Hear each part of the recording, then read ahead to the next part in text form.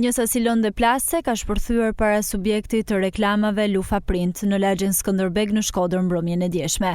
Lënda plase ka shpërthyer pranë portës së objektit, duke shkaktuar vetëm dëme materiale. I menjëhershëm ka qenë reagimi i policisë së Shkodrës, e cila ka ngritur pika të shumta kontrolli në disa pika në qytet. Po ashtu, policia ka siguruar të gjitha kamerat e sigurisë së objektit, ku është përcaktuar edhe lëvizja e autorëve të këtij shpërthimi.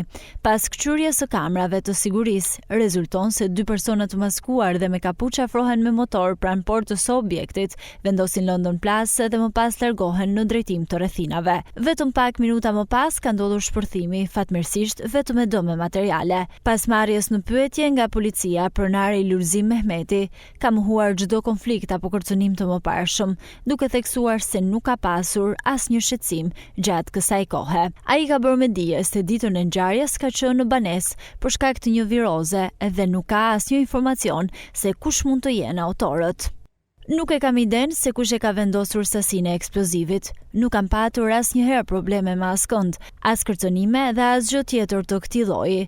Ne operojmë prej shumë vitesh në fushën e reklamave dhe marketingut në Shkodër dhe nuk e di pse është vendosur tritol pranë subjektit tim. Gjatë të gjithë ditës pothuajse isha në shtëpi për shkak të një viroze. Nuk kam asnjë ide se kush mund të jetë autorët, është shprehur Mehmeti. Policia po vijon hetimet për zbardhjen e plotë të kësaj ngjarje.